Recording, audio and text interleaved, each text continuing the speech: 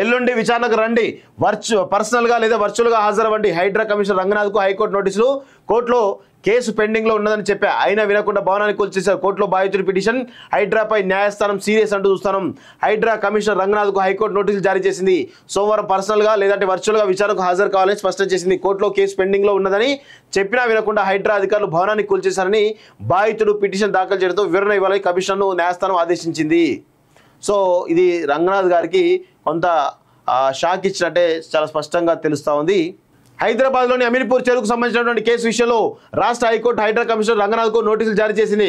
Hydraa commissioner సోమవారం విచారణకు హాజరు కావాలని శుక్రవారం కోర్టు ఆదేశించింది. అమీన్పూర్ చెరువు ఎఫ్టీఎల్ పరిధిలో ఉందని, ఇటీవల భవనాన్ని హైడ్రా సిబ్బంది కూల్చేశారు. అయితే కోర్టులో కేసు పెండింగ్లో ఉందని చెప్పినా పట్టించుకోకుండా కూల్చేశారని బాధితుడు హైకోర్టులో పిటిషన్ దాఖలు చేశారు. దీనిపై హైడ్రా కమిషనర్ వివరణ ఇవ్వాలని కోర్టు సూచించింది.